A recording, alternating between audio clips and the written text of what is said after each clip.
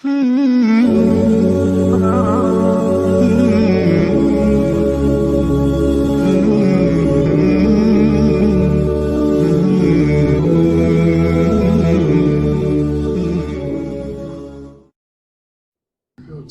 اللہم و بحمدک اشہد ان لا الہ الا انت استغفرک و اتوب الیک ورفعنا لک ذکرک، ہم نے آپ کے لیے آپ کا ذکر بلند کر دیا اور کوئی نہ بھی کرے۔ ان اللہ و ملائکتہ یصلون علی النبی، صلاۃ بر محمد و آل محمد، اللہم صلی علی محمد و علی آل محمد۔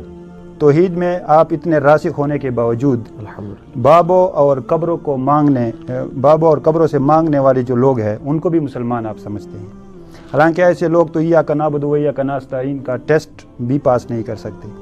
اس حوالے سے اگر آپ خوارج کا مثال دیں گے یا عثمان رضی اللہ تعالیٰ عنہ کے شہید کرنے والے باغیوں کا مثال دیں گے تو میں آپ کو ایک پکی دوں گا کہ وہ دونوں پارٹیاں مشرک تھی، وہ بدعتی نہیں تھے۔ آپ لوگوں کو خواہ مخواہ مسلمان ہونے کا سرٹیفکیٹ کیوں دیتے ہیں؟ بات یہ ہے کہ کسی کے اوپر شرک کا فتویٰ لگانا یہ یعنی بہت بڑی جرت کا کام ہے، اس حوالے سے کہ اسے مشرک ڈکلیئر کر دیا جائے۔ جو آپ نے مثال دی وہ کہ سیدنا عثمان غنی رضی اللہ تعالیٰ عنہ کے جو مخالفین تھے وہ مشرک نہیں تھے، وہ صرف باغی تھے، یا سیدنا علی کے خلاف جن خوارج نے خروج کیا وہ مشرک نہیں تھے، صرف باغی تھے، تو سر شرک میں تو تھے، اس لیے کہ وہ شرک ان کی طرف لوٹا تھا۔ وہ حضرت علی کو مشرک اور کافر سمجھتے تھے تحکیم کے مسئلے کی وجہ سے، تو حضرت علی پہ تو کفر کا فتویٰ لگاتے تھے وہ۔ اور بخاری مسلم میں حدیث ہے جس نے کسی کو کہا اے کافر اور وہ لگانے والا جس پہ لگایا جا رہا ہے وہ کافر نہیں تھا تو وہ کفر اس کی طرف لوٹ آئے گا، تو خوارج پہ انڈائریکٹلی تو کفر لوٹ گیا تھا، لیکن حضرت علی نے ان کی تکفیر نہیں کی ہے۔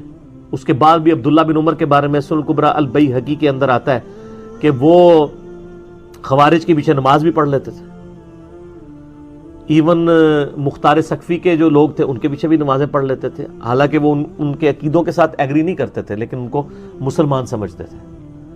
تو اسی طریقے سے سیدنا علی رضی اللہ تعالیٰ سے جب خود پوچھا گیا، مصنف ابن ابی شیبہ میں موجود ہے، کہ بتائیں یہ خوارج کافر ہے، تو فرمایا نہیں کافر تو نہیں ہے،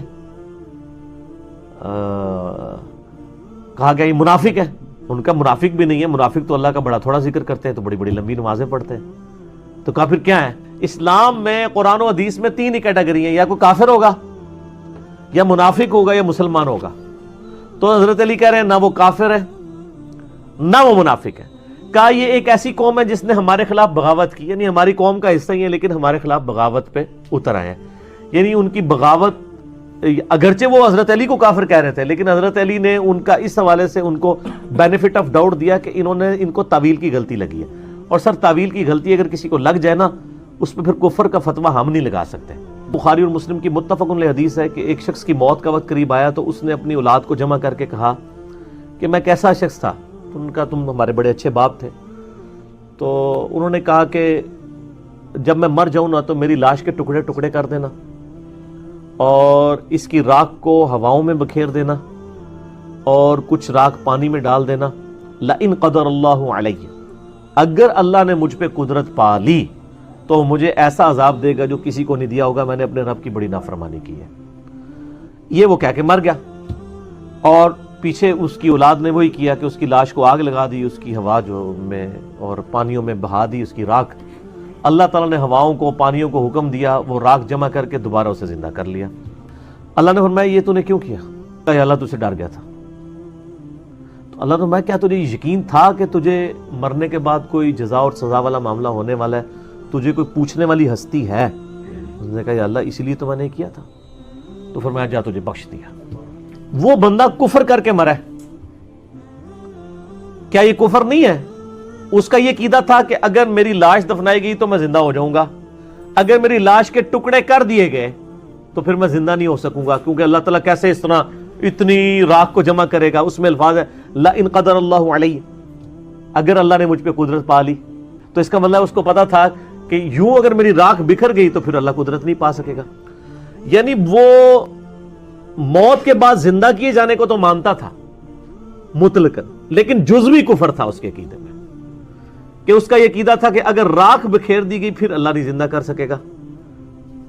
تو یہ اس کا کفر کلی نہیں تھا، جزوی تھا، لیکن ہے کفر ہے، کسی کی جرت ہے کہ اس کو کفر نہ کہے۔ تو اللہ تعالیٰ نے اسے معاف کر دیا. تو یہ تو بہت بڑا فتویٰ ہے کہ کوئی شخص اگر شرکی اعمال کر رہا ہے اور وہ کلمہ گو ہے، مسلمان ہے، اپنے آپ کو مسلمان سمجھتا ہے، تو صحیح بخاری میں حدیث ہے کہ جی جو اللہ کے ایک ہونے کی گواہی دے، ہمارا ذبیحہ کھائے اور ہمارے قبلے کی طرف منہ کر کے نماز پڑھے تو وہ مسلمان ہے. اتنے بڑے لیول کا حکم اس کے اوپر کس طرح لگا سکتے ہیں؟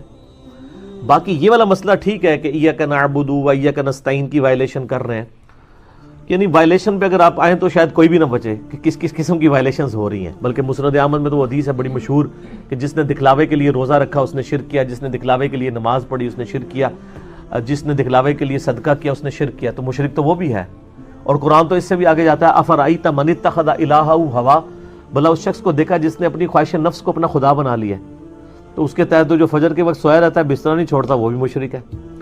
اسی طریقے سے جو مسلمانوں کے اندر جزوی طور پہ کلمہ گو مشرک ہیں، جو کلمہ گو بھی ہیں اور اعمال کے اندر شرک پایا جاتا ہے، ہم اللہ سے امید کرتے ہیں، یقین کوئی نہیں ہے، امید ہے. سورہ نساء آیت نمبر 48 میں 116 میں ان اللہ لا یغفر ان یشرک بہ ویغفر ما دون ذلک لمن یشاء. اللہ شرک کو تو معاف نہیں کرے گا، اس کے علاوہ جتنے گناہ ہیں معاف کر دے گا. لیکن یہ شرک جلی ہے. دیکھیں نا جی، ریاکاری کو بھی تو شرک کہا گیا ہے. تو شرک کے فتوے تو پھر کہاں تک جائیں گے؟ وہ تو پھر صرف ابراہیم علیہ السلام ہی ہے، وما کان من المشرکین. ابراہیم مشرکوں میں سے نہیں تھا. ٹوٹلی شرک سے آزاد صرف پیغمبر ہو سکتا ہے. انسان میں کسی نہ کسی درجے کا کوئی نہ کوئی معاملہ پایا جا سکتا ہے، باقی یہ تو شرک جلی ہے. ہم اس کے اوپر ٹالرنس اس لیے کرتے ہیں کہ یہ جو فتویٰ بازی ہے، کسی کو اسلام میں داخل یا نکالنے کا کام جو ہے یہ پیغمبروں کا ہے. اب اس کو تو چھوڑ دیں، یہ سارے فرقے ایک دوسرے کو اسلام سے خارج کیے بیٹھے ہوئے. کیا بریلوی دیوبندیوں کو مسلمان مانتے ہیں؟ آپ جا کے پوچھو، کہیں گے آپ مسلمان ہیں. ان کو کہیں نہیں سر اس طرح نہیں، آپ انجینئرنگ ہو چکی ہے. آپ اپنے پیڈ کے اوپر لکھ کے دے کہ ایک بریلوی مفتی لکھ دے کہ ہم اپنے علاوہ سارے فرقوں کو دوزخی اور گمراہ سمجھتے ہیں، لیکن ہمارا عقیدہ ہے کہ چونکہ ہے تو کلمہ کو مسلمان ہے، ایک نہ ایک دن جنت میں چلے ہی جائیں گے. یہ لکھ کے دیں گے تو کیا مطلب ہے؟ وہ کافر مان رہے ہیں، لیکن پبلک پریشر کی وجہ سے کہہ نہیں رہے. اسی طرح دیوبندی بھی لکھ کے دے دیں تو سر اگر یہ نہیں لکھ کے دے رہے تو کیا مطلب ہے؟ یہ کافر سمجھ رہے ہیں اور یہ آپ کو لکھ کے دینے کے لیے تیار نہیں ہوں گے. یہ بات بخاری مسلم میں حدیث ہے نا کہ جس نے ایک دفعہ بھی صدقے دل سے لا الہ الا اللہ پڑھا ہے، ایک نہ ایک دن تو وہ دوزخ سے نکال کے جنت میں پہنچ جائے گا. یہ آپ کے کلموں کو ماننے کے لیے تیار نہیں ہے. عوام الناس کے اندر جو انہوں نے عقیدہ پروپیگیٹ کر دیا علماء کا، تو ہم تو ان کے اس پیٹرن کے اوپر نہیں چل سکتے. ہم صرف غلطی ہائی لائٹ کرتے ہیں. تو ہم سے یہ امید نہ رکھیں کہ ہم کلمہ گو مشرک کو یا کلمہ گو شخص کو جو مطلب اس طرح کی برائیوں میں پڑا ہوا ہے اس کو اسلام سے باہر نکالنے کا سرٹیفکیٹ، ہو سکتا ہے نکل بھی گیا ہو، وہ اللہ کا فیصلہ ہے، ہم فیصلہ نہیں کرتے. ہمارے سامنے جو اسلام کا اقرار کرتا ہے، اللہ کو مانتا ہے، اس کے رسول کو مانتا ہے اور ضروریات دین میں سے کسی کا انکار نہیں کرتا، ہم اس کے اوپر کوئی فتویٰ نہیں لگاتے.